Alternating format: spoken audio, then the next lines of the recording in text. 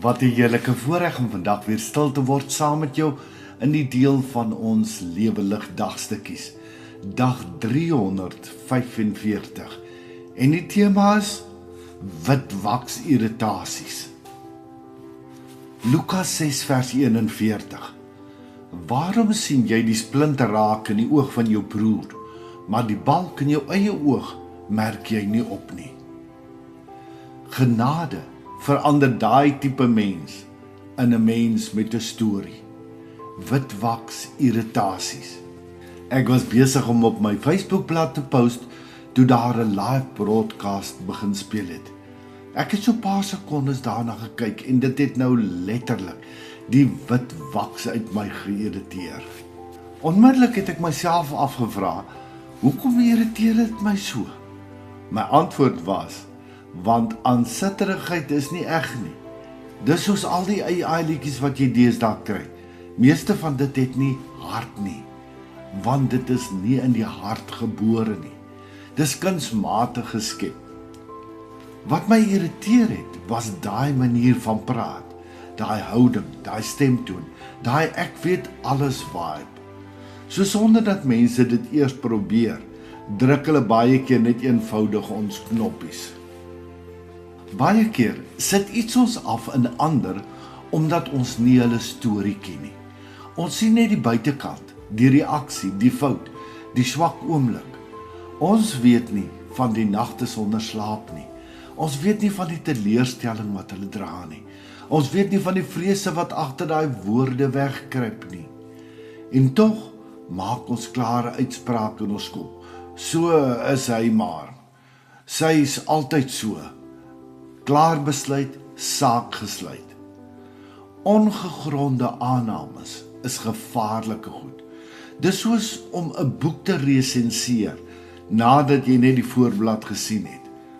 Maar kom ons wees eerlik, soms sit dinge ons af in ander mense omdat daar 'n soortgelyke ding in ons of in ons verlede was waarmee ons nog stoei. Dis snaaks so vinnig ons die splinter in iemand anders se oog kan raak sien, maar die balk in ons eie oog ignoreer.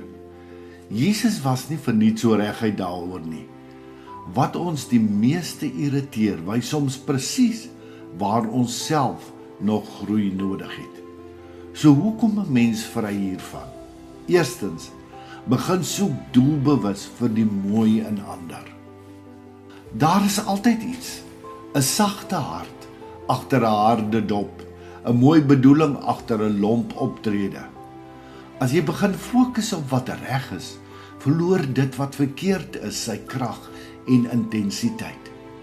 Tweedens, wees bereid om te luister, nie net om te antwoord nie, om te hoor, vra, hoe gaan dit regtig? Wat het jou so gemaak? Wanneer jy luister, verander irritasies dikwels in begrip. Derdens, raak ontslaaf van jou filters. Ons almal kyk deur filters, voorgeseer, teleurstellings, wantroue, eie onsekerhede, en daai filters bepaal hoe ons waarneem. Jy hoor nie wat gesê word nie, jy hoor wat jy verwag om te hoor. Jy sê nie wat daar is nie, jy sien wat jy glo daar is. Vra jouself, kyk ek na daardie persoon deur my verlede filters of deur God se genade? Laastens, kies om te bemoedig eerder as om te veroordeel. Mense blom onder aanmoediging. Ons word vry wanneer ons kies om met sagtheid te kyk eerder as met oordeel. Die oomblik wat jy ophou om ander te veroordeel, begin jy werklik sien. Iets om oor na te dink. Hoekom dink jy is dit vir ons moeilik om die goed en mooi in ander te sien?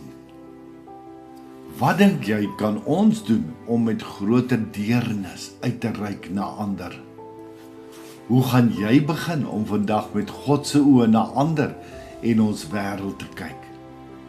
Here, help my om ander vandag te sien soos U hulle sien en nie deur my eie skeefgetrekte filters nie.